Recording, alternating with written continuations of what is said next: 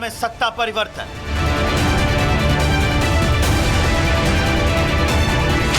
हाथों में हथकड़ी, थम्स अप का इशारा।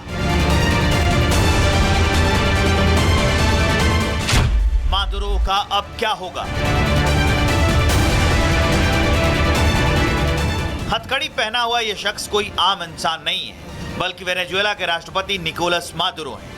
नीले रंग की जैकेट, हाथों में हथकड़ी और लंगड़ाते हुए मादुरो न्यूयॉर्क के Stuart air national guard base पर नजर आए। बता दें कि वेनेजुएला के राष्ट्रपति निकोलस मादुरो और उनकी पत्नी सीलिया फ्लोरेस को आधी रात अमेरिका लाया गया।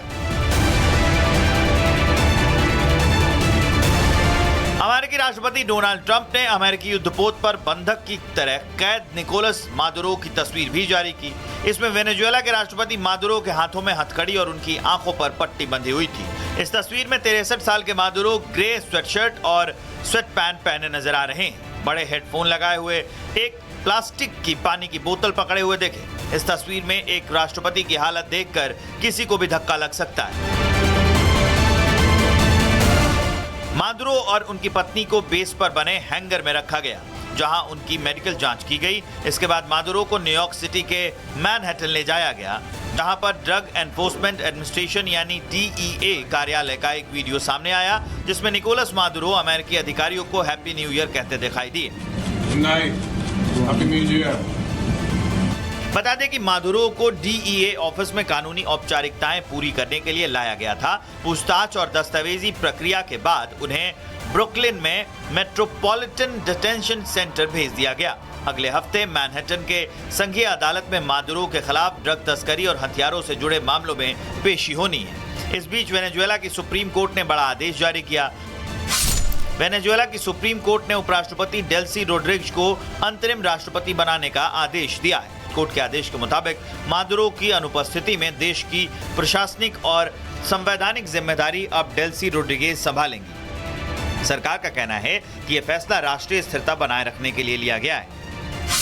अमेरिका ने शनिवार तड़के वेनेजुएला पर हमला किया था। इस दौरान राष्ट्रपति निकोलस मादुरो एक मिलिट्री बेस में सो रहे थे। इसी बीच अमेरिकी सैनिकों ने वेनेजुएला के राष्ट्रपति मादुरो और उनकी पत्नी को बेडरूम से घसीटकर बाहर निकाला और अपने कब्जे में ले लिया। सबसे बड़ा सवाल यही है, क्या ये सिर्फ एक अस्थायी व्यवस्था है या वाकई वेनेजुएला में सत्ता की तस्वीर बदलने वाली है? फिलहाल मादुरो हिरासत में हैं। डेल्सी रोड्रिगेज कार्यवाहक राष्ट्रपति की कुर्सी पर बैठ चुकी हैं और वेनेजुएला एक ऐसे मोड़ पर खड़ा है जहां आने वाले कुछ घंटे और दिन देश की दिशा तय कर सकते हैं। Bureau report, Republic Bharat. तो आने वाले दिनों में वेनेजुएला में कोई ऐसा राष्ट्राध्यक्ष जो अमेरिका के इशारों पर काम करे, ये कहना गलत नहीं होगा। लेकिन बात में कर्नल सिंह ईरान की कर रहे थे ये रिपोर्ट दिखाने से पहले कि अमेरिका ईरान में भी दबाव बना रहा है। वेनेजुएला में पहले से दबाव बनाने की कोशिश थी और वहां पर अब हमले कर ही दिए गए। सत्ता परिवर्तन वहां किया ही जा रहा है। हर देश पर नजर है, मतलब जो देश अमीर है खनिज के मामले में, तेल के मामले में दबाव बनाइए, वहां बदलाव कीजिए और अपनी सत्ता बैठा दीजिए। नहीं, मेरे ख्याल में फॉरेन एक्सपर्ट मैडम की बात से एग्री करूंगा कि जो देश जितना दबने को तैयार होगा उसको जरूर दबाया जाएगा। जो नहीं दबने को करेगा उसको और ज्यादा दबाया जाएगा, क्योंकि जो दबे हुए हैं उनका तो कोई प्रॉब्लम नहीं है। अब ईरान के साथ एक्चुअली अगर देखा जाए तो यूएस को और कोई प्रॉब्लम नहीं है। यूएस को प्रॉब्लम है पूरा मिडिल ईस्ट खड़ा हो जाता है। और सबसे बड़ी बात अगर आप देखें, ईरान में अभी जब स्ट्राइक करी भी थी, ये वही वाली जनता है जो पूरी की पूरी खमैनी के पीछे खड़ी हो गई थी एंटी यूएस सेंटिमेंट के ऊपर। ये एक पार्ट ईरान का यूनिक है अपने आप में। बट अपने इसको अगर आप एक और तरीके से देखें, लास्ट बड़ा जो अपराइजिंग कह लीजिए या प्रोटेस्ट कह लीजिए जो ईरान में हुआ, आई थिंक वो 22 में हुआ था, दैट वाज फॉर द हिजाब। वो किल कैसे हो गया? क्योंकि पब्लिक साथ में नहीं आई। खमैनी वर्सेस हिजाब, वो नहीं सक्सेसफुल हुआ। इस बार क्या हो रहा है? इस बार हिजाब लेडीज आ गई हैं, इस बार शॉपकीपर्स आ गए हैं क्योंकि इकोनॉमी का प्रॉब्लम चल रहा है, आवाम आ गई है, जेन जी आ गया है। ये एक सबसे बड़ा टर्निंग पॉइंट है हर कंट्री में, हर जगह पर अगर आप देखें, क्योंकि जब जेन जी आता है तो वो हर एक घर को अफेक्ट करता है। क्योंकि जेन जी किस का मतलब क्या है कि उसके माँ बाप ऑब्वियसली उसके साथ खड़े होंगे, उसके भाई बहन उसके साथ खड़े होंगे, उसके दोस्त उसके साथ खड़े होंगे। सो ओवरऑल अगर आप देखें, ईरान में शायद यूएस ये इस तरह का स्टंट नहीं करेगा कोशिश, लेकिन जब इस तरह की थ्रेट होती है कि नहीं जी अगर आपने किसी के ऊपर एक्शन किया, क्या अब एक ये भी नया वर्ल्ड ऑर्डर का नया नॉर्मल है कि अगर किसी कंट्री ने किसी जगह पर अपने ही लोगों के ऊपर अत्याचार किया तो मुझे अलाउड है कि मैं वहां जाकर कुछ करूं, मैं वहां पर करूं? क्योंकि अगर आप देखें इमरान खान के प्रोटेस्ट में औरतों के साथ कितनी बर्बरता करी गई थी। दैट मीन्स क्या मेरा मॉरल राइट है या मेरा राइट नहीं है? मेरी मॉरल ऑब्लिगेशन है कि मैं इस तरह की चीज में जाकर पार्टिसिपेट करूं। बांग्लादेश में जो हो रहा है मैं भी जाऊं। अगर आप ये नया नॉर्मल सेट कर रहे हो और पूरा वर्ल्ड इसे एक्सेप्ट कर रहा है, then well I think I need to learn. मुझे सीखना पड़ेगा कि दुनिया का अगर ये नया नॉर्मल है तो जनाब मसूद को मारना मेरा ऑब्लिगेशन है, क्योंकि वो इंटरनेशनल टेररिस्ट है। अगर इसी तरह यूएस को सारी चीजें ईरान के अंदर एक्चुअली उनको खराब दिखता क्या है? अकेली एक चीज, and that is their nuclear plan, कि हाँ जी वो अपना न्यूक्लियर कर रहे हैं। बट न्यूक्लियर को आप कितनी बार ट्राई कर चुके हो, डिस्ट्रॉय भी नहीं कर पा रहे हो। तो यहां तक बात चली थी उस समय, याद करो, कि ये जानबूझकर स्ट्राइक इधर उधर करे गए हैं, उसको जो क्रिटिकलिटी पर स्ट्राइक नहीं करा गया है, मतलब ऑर्केस्ट्रेटेड है, ड्रामा है। और वेल आई एग्री कि यूएस के साथ ड्रामा होना कोई बड़ी बात नहीं है, क्योंकि वो उस कंट्री का कैरेक्टर रहा है, बोला कुछ और जाएगा, करा कुछ और जाएगा, सारी चीज़ें सेट होंगी। अब अगर आज की तारीख में, कल तक वो बोल रहे थे कि कहीं कोई नहीं मरा, अब बोल रहे हैं 40 लोग वहाँ के मारे गए हैं। That means what?